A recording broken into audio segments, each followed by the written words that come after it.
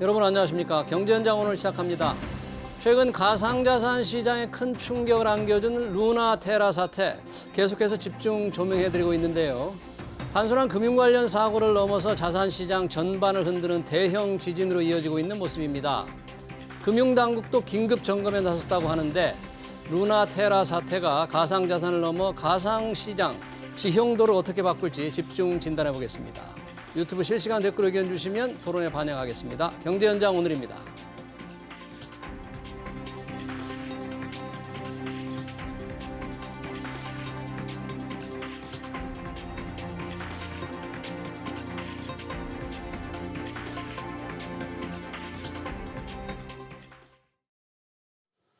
네, 루나 테라 사태 토론하기 위해서 두 분 모셨습니다. 위정현 중앙대 다빈치 가상대학 학장, 윤석빈 서강대 정보통신대학원 특임 교수 나오셨습니다. 어서 오세요. 네, 반갑습니다.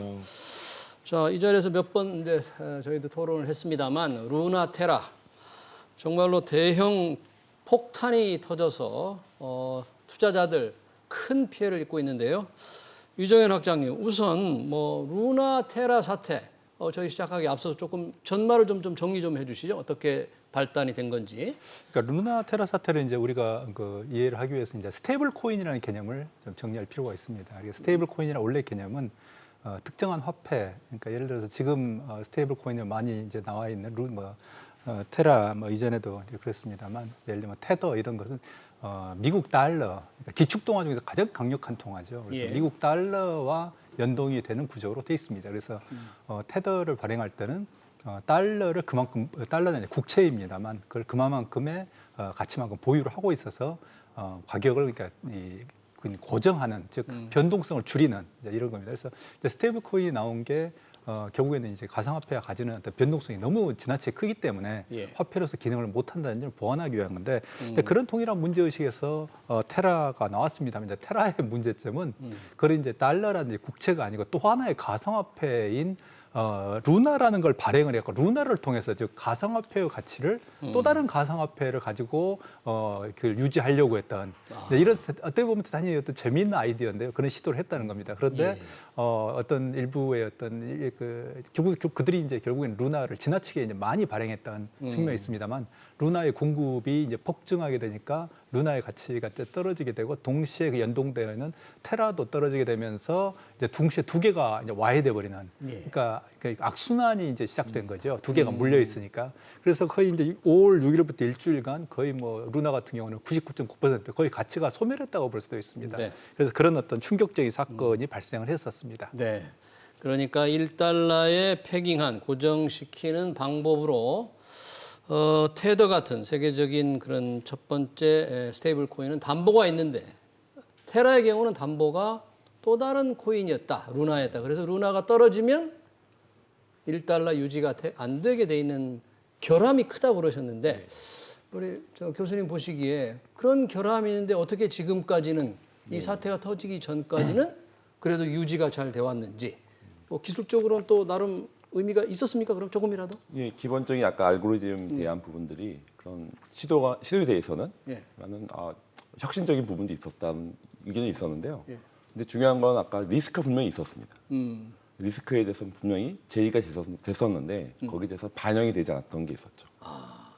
리스크를 제기했는데 루나를 발행하는 테라폼이었습니까? 네. 거기서 반영을 했어야 되는데 안 했다. 예, 제가 봤을 때는 그런 사실은 이 생태계 내에서는 예. 아까 말씀드린 혁신적인 부분이 있으나 예. 거기에 대해서 리스크가 있으니 그건 보완을 해야 된다. 그런 의견들이 많이 있었는데 예. 사실 그것들은 거의 잘 반영이 되지 않았습니다. 그래요? 그러면 이 시간 현재 루나는 휴지 조각이 됐습니다. 자, 상장 폐지가 다 된 건지 혹시 어느 곳에서 거래가 혹시 되는 거 있습니까? 다 상폐됐어요? 현재 모든 어떤 거래소에서 상장 폐지가 되지는 않고 있습니다. 그래요? 그래서 일부러 좀 거래 중지가 된 것도 있고, 예. 바이낸스 같은 경우는 일시적으로 거래 중지를 했다가 다시 거래를 재개를 했고, 국내에서도 빗썸 등등 그렇습니다만 현재 예를 들면 5월 20일에 업비트 같은 경우 5월 20일에 지금 종료하겠다라고 이야기를 했습니다. 거래를 종료하겠다 이야기하고 있습니다만 이거 거래소마다 다 다릅니다. 그래서 그래요? 그래서 지금 그 거래소 간에 어떤 거래소는 거래가 되고 안 되고 또 이 틈을 노리는 그래서 틈으로써 정말 초단타죠. 초단타를 치려고 하는 투자자들이 또 많이 있는 것 같아서 이것도 상당히 걱정되는 부분입니다. 아, 이 순간에 이미 휴지 조각이 됐는데도 혹시 가격이 형성된 곳에서 현재 뭐 가격이 있어요? 그러면 얼마 거래가 되고 있어요 지금? 지금은 굉장히 아까 말씀드린 굉장히 더 올라갔다가 내려오긴 하는데 약간 휴지 조각인데 예. 휴지 조각에서 모아서 그걸 또 우리나라 약간 안타까운 현실인데요. 그걸 또 예. 약간 수익을 내려고 하는 또 투자하는 또 분들이 제가 알기로는 그 최근 며칠 사이에 한 아까 말씀 한 몇만 명 지금 이렇게 들어온 걸로 알고 있습니다. 그러니까 휴지 조각을 왕창 사가지고 기왕 버릴 돈이라고 생각하고 샀다가 혹시 대폭 오르면 큰 돈을 벌 거라는 그런 완전한 정말 투기성 거래가 아직도 있다. 유정현 교수님, 그러면 이번 사태로 이 피해자들이랄까, 피해를 본 규모랄까, 얼마나 지금 되는 거로 추산이 됩니까? 현재 정확한 금액은 추산이 안 됩니다. 대개 이제 피해자는 대략 이제 28만 명으로 추산이 좀 되고 있습니다. 28만 명이요? 예, 28만 명으로 국내에서 이제 투자자들이 그리고 실제로 이제 루나 같은 경우 대략 소멸된 금액이 한 50조 정도로 이렇게 추정을 합니다. 문제는 28만 명이 도대체 어느 정도의 손실을 입고 있는가, 그리고 그들이 도대체 어디서 이 돈을 조달을 했는가 등등. 예를 들면 상당 부분의 피해자들은 결국에는 이걸 대출을 받거나 누군가한테 돈을 빌려가지고 분명히 투자를 했을 거거든요. 이제 그럴 경우에 만약에 이제 루나 테라가 자체가 완전히 휴지 조각이 되어버리면 이분들이 입은 피해를 어떻게 좀 만회할 수 있는가, 어떻게 회복할 수 있는가가 상당히 사회적인 어떤 문제로 아마 부상할 것으로 예상을 합니다. 네. 대략 28만 명, 이분들이 가지고 있는 루나의 가치, 날라간 가치 50조 원. 지금 뭐 피해자들이 오픈 채팅방을 통해서 뭐 집단 소송을 논의하고 있다는데, 그럼 그 피해를 구제받을 수 있는 방법 혹시 있을까요? 어떤 방법이 있을까요? 사실 그게 많은 논의가 되고 있고 예. 저도 오늘 뭐 유튜브나 다른 강의에서 얘기 나온 주제인데요. 예. 근데 사실은 주식시장에서도 예. 삼성전자 주식이 떨어졌다고 해서 예. 삼성전자를 고소하거나 그런 게 어렵지 않습니까? 기본적으로. 사실은 이런 직접 아까 테라 쪽이하고 투자자 이제 중간에 있는 그 유통책들이 있을 거예요.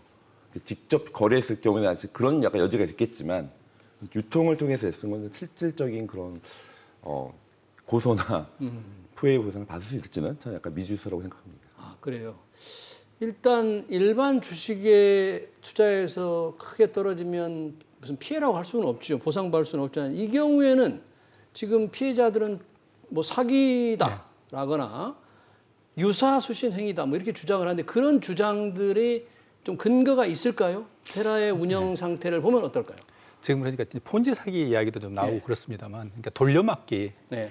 이런 이야기가 지금 나오고 있거든요. 그런데 왜냐하면 테라하고 이제 루나를 양자를 이제 서로 연동을 시켜놨습니다만, 연동을 시킬 때 뭐냐면 예를 들면 테라를 맡길 때 예를 들면 20%의 어떤 이자를 주겠다라고 말을 했는데 20% 이자를 준다. 근데 그게 사실 불가능한 이야기고, 결국 근데 지금 이제 여러 이제 그런 추정이 나오고 있는 게, 그렇다면 돌려막기처럼 먼저 투자한 사람들의 그 20%의 이자를, 그러니까 수익을 뒤에 투자한 사람들의 돈으로 막 돌려막기 한 거 아닌가라는 그런 의혹들이 좀 있고요.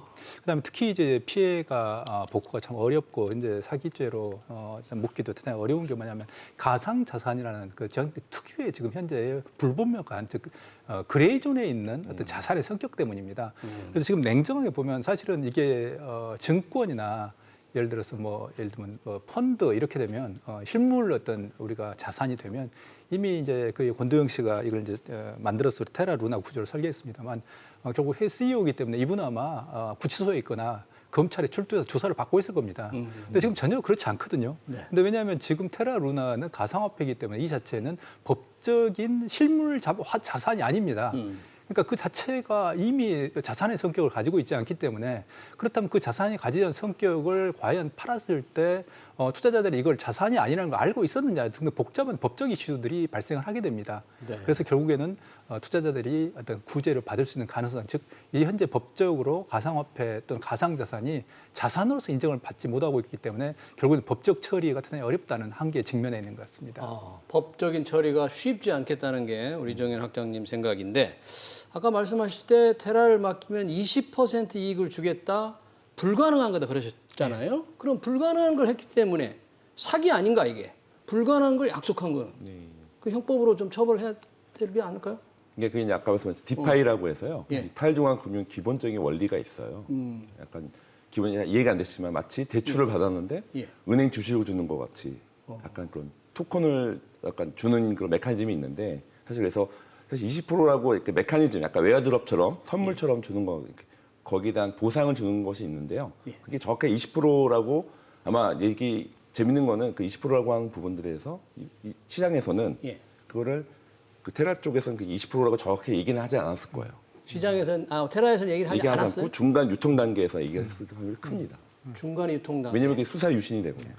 그렇기 때문에 제가 봤을 때는 아까 말씀하신 그런 대출에 대한 유치, 그 20%에 대한 걸 주는데 테라에서는 그것들이 정확하게 우리 회사나 이 재단에 그게 하지 않았을 거 얘기했을 거예요. 근데 중간에 아마 유통 단계에서 와전되거나 수사 유신될 확률이 크기 때문에 그래서 그런 것에 직접적으로 거래됐을 경우에는 약간 수사 유신이 될 수 있는 확률이 있는데 제가 봤을 때는 아마 이런 중간에 약간 다단계라든지 그런 단계들이 있어서 현실적으로 쉽지 않을 거로 예상이 됩니다. 아, 그러네요. 만약에 테라 측, 테라폼 랩스에서 명시적으로 20%를 주겠다고 했으면 그게 사기라 그러면 형법상 사기로 고소를 할 수가 있을 텐데 중간 단계가 그렇다면 과연 형법상 이게 어떻게 처벌을 할 수 있을까? 이건 굉장히 많은 투자자, 피해본 투자자들한테는 중요한 이슈 같아요. 네, 그렇습니다. 그래서 결국에는 이제 이 폰지 사기라든지 다단계 사기가 이제 범죄로서 입증이 되려면 결국에는 설계자가 의도를 가지고 있었는가. 결국에는 이제 권도영 씨가 이걸 처음부터 사기를 치려고 의도를 가지고 예를 들면 구조를 설계하고 자금을 모으고 이런 걸 했는가라고 하는 게 밝혀져야 되는데 그걸 입증하기가 쉽지 않다는 겁니다. 더구나 이제 그렇게 되면 실물 같은 경우는 결국에는 증권이라든지 주식에 있어서 예를 들어서 문제가 되고 그런 이제 내부 거래나 이런 걸 되면 곧바로 이제 경찰이나 검찰이 수사를 들어가는데 이건 그럴 수도 없는 거거든요. 네. 그러면 이제 결국은 이런 어떤 진실은 영원히 미궁에 빠질 수도 있는 건데 다행히 이제 미국의 SEC 이제 증권 어딘가요? 거기 이제 미국 정부 쪽에서 증권거래소 쪽에서 이걸 이제 조사를 하겠다라고 일단 발표를 했기 때문에 그리고 미국에서 이게 상당히 정치적 문제로 비화하고 있거든요. 그래서 경우에 따라서는 정치적인 문제로 비화하면 결국에는 미국 검찰이나 미국의 어떤 연방기관이 분명히 이제 조사할 수가 있는 수사에 나설 수가 있기 때문에 이 부분은 또 다른 이슈인 것 같습니다. 지금 저희 시청자 댓글 중에 유사수신인데 수신이라고 볼 수 있다는 그 주장을 하나 올리셨고요. 유사수신 행위. 그러니까 예금을 받아서는 안 되는 돈을 불법으로 받았다. 근데 미국에서 법적으로 조사를 한다고 그러는데 이 회사의 또 본거지가 싱가포르에 있다면서요. 그러면 우리 어떤 법적 이 권한이 미치지를 못하는 거 아닌가요? 이건 어떻게 되나요? 예, 그 틈을 또 그러니까 사실은 이제 권도영 대표가 예를 들면 출두해라 SEC에 이게 처음이 아닙니다. 올 초에도 그런 일이 있었더라고요. 그런데 이분이 주장한 게 바로 말씀하신 그 부분입니다. 우리는 외국인이고 그리고 싱가포르에 있는 외국 회사고. 근데 이걸 왜 미국이 외국 회사를 조사하려고 하느냐. 그러니까 이건 법적으로 이게 그러니까 대상이 아닌 거 아니냐라는 어떤 주장을 했고 또 하나는 그러니까 이미 이제 이 정도가 되면 정말 이 월가의 유명한 변호사를 많이 고용을 했을 겁니다. 그 당시에도. 그래서 결국에는 정확하게 자신에게 이런 어떤 출두 요구서가 전달된 게 아니라는 이유로 그걸 거부하거나 이런 또 경위가 있었더라고요. 그러니까 대단히 어떤 법적으로 이게 논란거리가 되니까 아주 유사순위 이렇게 아주 단칼에 자를 수 있는 그런 이슈가 이미 아닌 거죠. 그리고 그런 법적인 부분은 이미 충분히 검토를 했을 겁니다. 이 자산이 수십조인데 세계 10대 가상화폐에 들어있었던 건데 그걸 법적 검토를 안 했겠습니까? 그래서 그런 대비책을 다 강구했을 거라고 생각을 합니다. 또 이 피해자들은 주장하기를 이 루나를 발행할 때 예고한 이른바 상장 계획서 같은 백서에는 루나를 뭐 8억 개 발행한다고 했는데 실제로는 수천억 개가 발행됐다. 뭐 이런 주장을 하는데 그 주장의 근거는 좀 있습니까? 예, 그러니까 프리마이닝이나 그런 것들이 사실은 약간 백서에 있지 않은 미리 좀 약간 그 디파짓 하는 개념으로 해서 그 약간 사실 제가 알기로는 코인데스크 아마 기사에 났던 걸로 알고 있고요. 미리 근데 그 이슈가 되지 않았죠. 사실 그때 이슈가 됐었으면 이런 사태가 없었을 텐데 그때는 약간 그런 이슈가 없었고요. 여튼 그것도 사기 혐의가 있는 거예요? 그러니까 이제 그렇죠. 그런 거 백서에는 그 내용이 없었던 거는 맞습니다. 팩트 체크로 좀 해봤었는데 그런 그러니까 백서에서 없는 그 디파짓 하기 위한 금액을 프리마이닝을 표현되는데요. 그거 있었던 건 사실이라고 저도 확인됐습니다. 그러면 교수님 보시기에 투자자들이 피해를 받을 수 있는 지금 여러 가지 뭐 고소를 하고 서울경찰청에 고소를 하겠다.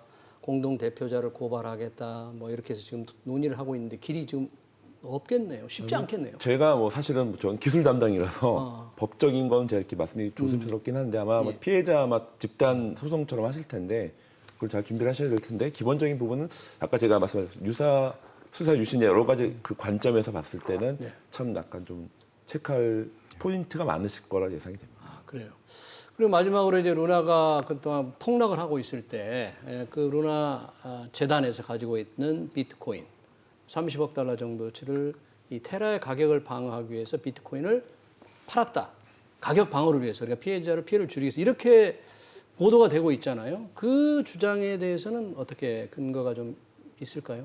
그건 그야말로 이렇게 권도영 씨의 주장인 거죠. 아, 그건 권도영 회사의 씨의 주장인 주장일 뿐이다. 거죠. 예, 그러니까 확인을 지금 할 수가 없습니까? 확인할 수 있는 그걸 어떤 객관적인 서류라든지 얼마의 비트코인을 언제 어떻게 팔아서 이게 자금이 들어왔다라는 것들을 밝히지 않고 있습니다. 근데 그렇게 본다면 그러니까 결국에는 이제 비트코인이 보유하고 있는 그 비트코인을 팔았다고 하는 게 그 이제 바이낸스라고 또 재민인가는 두 군데에 팔았는데요. 예. 두 군데 팔고 난 다음에 어떻게 돼 언제 어떻게 팔고 두 군데 팔고 난 다음에 어떻게 됐는지 밝히지 않는 거죠. 그러면 결국 이렇게 우리가 합리적인 추론을 할 수도 있습니다. 예를 들어서 비트코인이 진짜 두 군데 들어가 가지고 어디로 흘러갔는가라는 우리가 흔히 이제 비자금 뭐 이야기할 때 그런 이야기 많이 하잖아요. 결국에는 돈을 세탁을 해서 그 자금이 결국엔 개인적으로 빠져나갈 수도 있고 결국에는 뭐 그 일부는 뭐 이제 테라하고 루나의 방어를 위해서 돌아올 수도 있고 방어를 하기 위해서 썼다고 주장을 하는데 그 주장에 대한 근거라든지 하는 것들 명확하게 이야기하지 않고 있다는 거죠. 그럼 그 자료를 다 밝혀야 되는 거거든요. 예. 그리고 그리고 현재는 한 4천억 정도밖에 안 남아 있다. 그런데 네. 그럼 과연 진짜 4천억이 남아 있는 건지 그 자체도 지금 알 수 없는 상태가 돼버렸습니다. 그 주장, 이 권도영 씨의 비트코인 4조 5천억 팔아서 루나 가격 방어하기 위해 썼다. 우리 교수님 어떻게 보십니까? 그 주장의 근거 뭐 조금이라도 기술적으로도 좀 나타납니까? 예, 그러니까 사실 커뮤니티 내에서는 온체인이라고 하죠. 블록체인은 다 이게 거래 내용이 남으니까 예. 그 커뮤니티는 그걸 다 조사를 하고 있어요. 해보니까 어때? 그러니까 사실은 지금 과정 중에 있습니다. 과정 중에 있는데 말씀하신 것처럼 그런 게 명쾌히 드러나지는 않는데 두 가지 설이 있습니다. 하나는 이게 원래는 본인이 노력했다는 설이 있고요. 한쪽은 약간 외부 공격이 있었다는 또 그런 설도 있어요.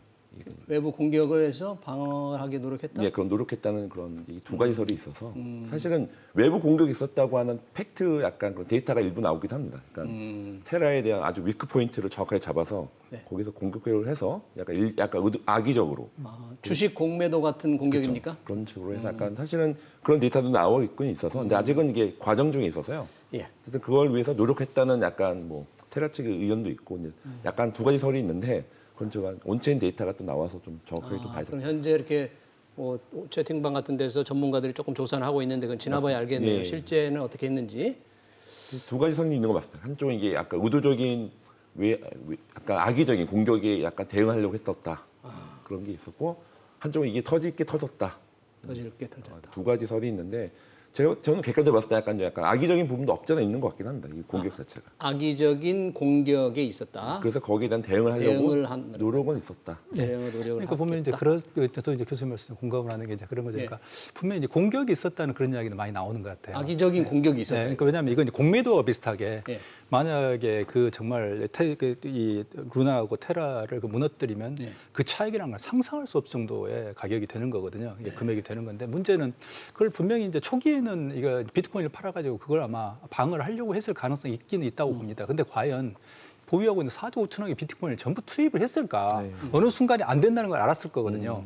그리고 최근에 또 권동희 씨가 하는 이야기는 뭐냐면 또 루나 테라를 또 만들겠다. 그리고 여러 가지 가지 중에 하나다 이건. 그리고 나뭇가지처럼 이거 뭐 똑같은 시스템을 계속 만들면 루나 2, 테라 2, 루나 3, 테라 3 이렇게 하는 발상 자체를 볼 때 분명히 거기에 대해서 더 이상 자기가 막을 수 없다고 생각했을 때는 그 다음 스텝을 분명히 준비했을 수 있다라고 이제 합리적 추론을 하는 거죠. 그렇게 될 때 비트코인을 과연 다 팔았겠느냐? 또는 비트코인이 과연 어디로 갔겠느냐라는 그런 이제 우리가 의심들을 하는 거죠. 4조 5천억의 비트코인을 팔았다고 하는데 진짜 팔았을까 하는 의구심을 가지고 있는데 방금 말씀하신 것 중에서 권도영 대표가 이 무너진 테라 블록체인을 부활시키기 위해서 새로운 루나 10억 개를 발행하겠다. 그래서 기존 루나 보유자에게 주겠다. 이런 얘기를 했어요. 이 계획 자체는 어떻게 평가하십니까? 기술적으로 볼 때. 예, 일단 저희 커뮤니티 내에서 먼저 물어봤어요. 사람들이 90%가 반대, 발행하면 안 된다? 발행하면 안 된다. 왜냐하면 신뢰가 무너진 거죠. 이제 권도영 대표나 이 테라 시스템에 대해서 이 커뮤니티라는 게 그 테라에 있는 커뮤니티 사람들이에요. 그래서 예. 투표를 했는데 90% 그러니까 정량적인 데이터 자체가 반대라는 게 나왔고요. 제 개인적 의견으로도 그런 노력들이 분명히 하시긴 할 텐데 현실적으로는 좀 어렵다는 게 제 개인적 의견. 그러니까 본인이 발행하겠다고 했지만 현실적으로 어려울 거다. 근데 왜 이런 제안을 했을까요? 이번에는 뭐 스테이블 코인과 관련 없는 코인이겠죠. 그 메커니즘은 좀 다른 코인이겠죠. 네, 다른 코인이겠지만 지금 현재 권도영 씨 같은 경우는 자기가 어떤 이런 상태로 끝나버리면 결국에 어떤 의미에서 보면 자기가 이제 일종의 뭐라고 하나 지금 일종의 사기꾼이라고 하죠. 비난받고 있는 상황이기 때문에 네. 그럼 자기를 어떤 명예라든지 자기의 어떤 지위를 복구할 수 있는 기회가 아예 없어지는 거죠. 그렇기 때문에 자기가 현재 테라고 루나가 자기가 본의 아니게 자기도 피해를 입었다는 하나의 제스처를 취하고 있는 것 같아요. 그래서 이게 아까 이제 공격 이야기가 나오는 게 사실은 이제 그게 사실지도 파악을 해봐야 됩니다. 결국엔 자기가 피해를 입었다고 하면 그걸 복구하기 위해서 그럼 자기는 재기하겠다라는 새로운 어떤 신화. 그리고 또 동일한 형태의 어떤 뭔가의 시스템을 그러니까 결국에는 기존의 구조하고 이게 똑같은 구조를 만들어서 또 한 번에 도전하겠다고 했던 발상 자체가 결국에는 자기의 신화를 재건하겠다는 그런 의지의 표현이고 그런 것들이 이제 커뮤니티라든지 실제 이제 피해자들의 의사하고는 전혀 관계없는 본인의 의지인 거죠. 본인의 의지인데 그 의지 제안 자체가 현실성이 떨어진다? 괜찮다? 어떻게 보세요? 지금 아까 권천웅 교수님 말씀 윤 교수님 말씀 저희 또 똑같이 동의합니다. 그래서 결국에는 이제 이 사람들이 가상화폐 현재 상황은 가상화폐는 지금 화폐로서의 기능을 못 하고 있습니다. 유통의 도구가 아니거든요. 예. 가치 저장 기능도 약하고 그렇기 때문에 결국에는 그 커뮤니티 가상화폐를 투자하는 투자자들 또는 참여자들의 신뢰가 대단히 중요합니다. 그러니까 계속 이번 같은 경우도 테라 루나도 만약에 우리가 이제 예측할 때 가상화폐 즉 특히 비트코인이 상승기에 있었으면 얘는 생존했을 겁니다. 왜냐하면 그 자산 가치가 엄청나게 늘어났을 거거든요. 또는 테라고 루나가 전체적인 가상화폐 시장이 급격하게 팽창하는 시기에 진입을 했으면 훨씬 더 강하게 생존을 했을 겁니다. 근데 유감스러운 게 아니죠. 이 사람이 결국에는 그 진입 시기가 조금 늦었기 때문에 결국에는 그 타이밍을 놓치면서 가상화폐 시장이 버블이 꺼지는 타이밍이었거든요. 예. 그런 상황이기 때문에 결국 이런 문제가 터졌는데 거기다 누가 한 번 문제를 일으켰는데 그리고 이 구조가 이렇게 취약한 구조를 만들어서 그 많은 사람의 50조의 어떤 자산을 소멸시켰는데 그걸 또 하겠다라는 거거든요. 그러면 누가 믿겠습니까? 그래서 그 신뢰가 없어져 버린 상황이기 때문에 가상화폐 기본 자산인 신뢰가 없는 상태에서 어렵다고 저는 보는 거죠. 재기에 대한 믿음을 전혀 신뢰를 두지 않는군요. 권도영 대표에 대해서. 지금 이 가상자산 전체의 영향도 있을 텐데 말씀하신 대로 가상자산 가격, 특히 비트코인을 비롯한 가상자산 가격이 조금 내리막길에 있었잖아요. 시장 자체가 이번 권도영 이 테라루나 사태 없이도 조금 하락 국면으로 지금 들어간 겁니까? 전체적인 시장은 어떻게 보십니까? 예, 아시겠지만 워낙 금리도 많이 오르고 있고 그 빅스텝 있었죠. 사실. 그래서 그런 전체적 글로벌 그리고 우크라이나 사태라든지 전체적인 약간 원래는 이 가상 자산과 실물 자산이라는 게 금융 자산 원래 좀 약간 디커플링 따로따로 움직이는 약간 그게 좀 합쳐지고 있어서 그것도 영향이 있었던 것 같습니다. 네. 분명히 아까 말씀하신 약간 그런 약간 안 좋은 시기에 또 이렇게 터지었고 그래서 그런 게 좀 안타깝긴 한데 기본적인 이 전체 자산 자체 시장 자체가 약간은 좀 동떨어져 가면 좋은데 제가 봤을 때 확실히 이 글로벌 시대는 다 융합되어 연결된 시대이기 때문에 뭐 디지털 자산, 기존 금융 자산이 다 합쳐지고 있는 그런 또 약간 방향으로 보여지고 있습니다. 그러면 지금 금리 때문에 기술주들 나스닥 좀 약세를 보이고 있는데 그 흐름하고 지금 비트코인과 거의 이렇게 지금 같이 가는 그런 지금 추세라는 거죠. 동조화되고 있다고 동조화돼 있는. 비슷하게도 느껴지고 있습니다. 제가 이제 기술적이긴 한데 이제까지 흐름을 보면 그렇게 보여지고요. 그래서 향후에는 이런 뭐 기존 금융, 디지털 자산 금융이 합치고 융합되는 시대가 분명히 오긴 올 텐데 그래서 저는 약간 뭐 CBDC처럼 한국은행이 발행하는 디지털 머니 시대가 오긴 오는데 그것들이 약간 이번 사태를 통해서 아마 좀 많이 좀 조명되지 않을까 생각하고 있습니다. 이번 사태가 이 가상자산 시장의 어떤 제도를 새롭게 마련해야 되는 그런 어떤 과제를 던져준 건지 정부 금융감독원장이 그런 얘기를 했다면서요. 피해 재발 방지 방안을 디지털 자산 기본법에 반영해야 된다. 이 디지털 자산 기본법이라는 것이 어떤 내용을 담게 될까요? 그럼 어떻게 해야 됩니까? 이런 부분에 대해서는? 지금 이제 정부도 좀 급해진 것 같습니다. 예. 이제 현재 이제 윤석열 정부 하에서는 예. 결국에는 대표적인 어떤 공약 중에 하나가 가상자산 시장을 활성화시키겠다. 활성화시키겠다. 예, 그래서 이제 디지털 플랫폼, 그러니까 디지털 어떤 플랫폼을 기반으로 한 정부 뭐 이런 이야기 해서 뭐 세 가지를 이제 이야기를 하고 있습니다만 그 중에 이제 가상 자산에 대한 이야기가 들어 있습니다. 그래서 그 부분을 분명히 법적 제도적인 장치를 마련해가지고 양성화시키겠다, 또 활성화시키겠다라고 이제 이야기를 한 바 있습니다만 그 중에 한 부분이 이제 가상자산 기본법에 대한 이야기입니다. 예. 이제 국회에도 이제 여러 이제 한 뭐 10개가 넘는 법안들이 지금 나와 있는 상태이긴 한데 예를 들면 코인 발행에 대한 규제를 하겠다. 그래서 적격한 어떤 지금은 코인은 어떤 규제가 없기 때문에 누구나 발행할 수 있는 사실은 우리도 모두 발행할 수 있거든요. 다만 아무도 사지 않는 거죠. 사주지 네, 않기 아무도 때문에. 사지 않고. 예, 그런데 그런 상태인데 그러면 이제 결국 발행한 주체에 대한 문제가 발생하는데 그래서 그런 것들을 하겠다라는 거고 특히 백서 관리 이런 게 있습니다. 그다음에 이제 영업에 대한 규제를 하겠다라는 것들입니다. 그래서 예를 들면 시장에 대한 감시 기구 등등을 도입하겠다. 예를 들면 지금 이번 같은 경우도 사실 문제가 되고 있는 게 결국에 루나테라가 폭락을 한 사태에 있어서 이제 거래소 중에서 특히 이제 두나무가 비난을 받고 있는데요. 두나무, 업비트. 업비트가 왜 결국에는 그 거래 정지를 늦게 시켰거든요.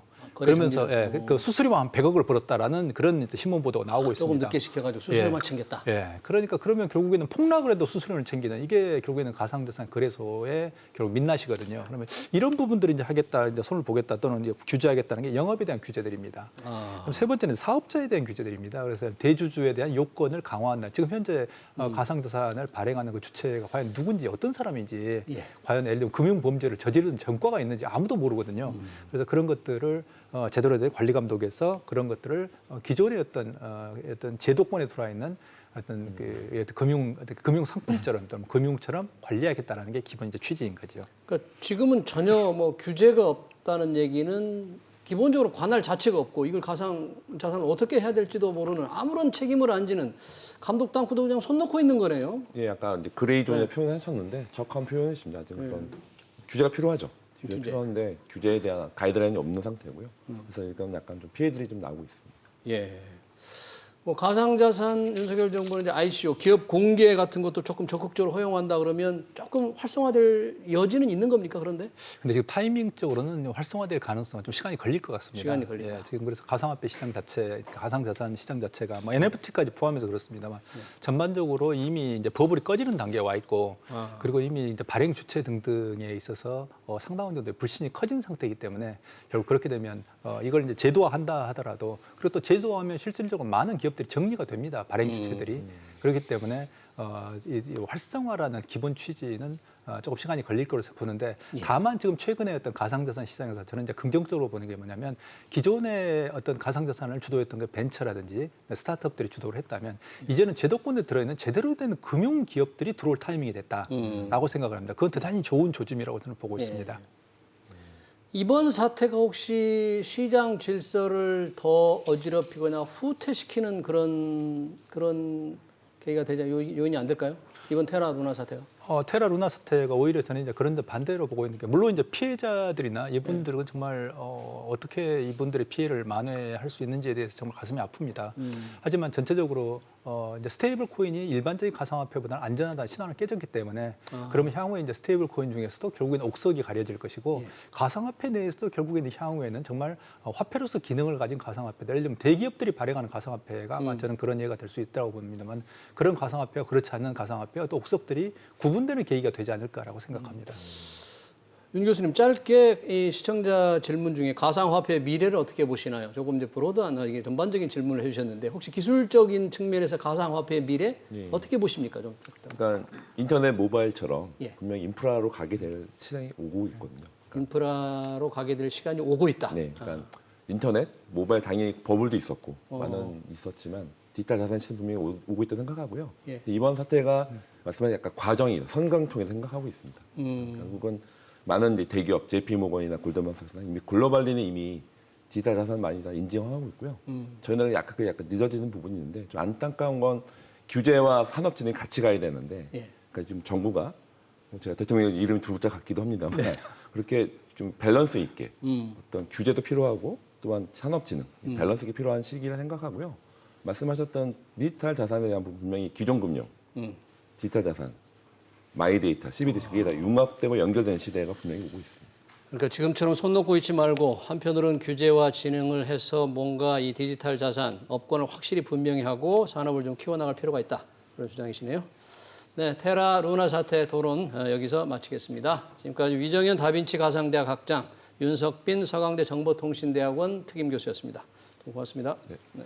감사합니다. 네.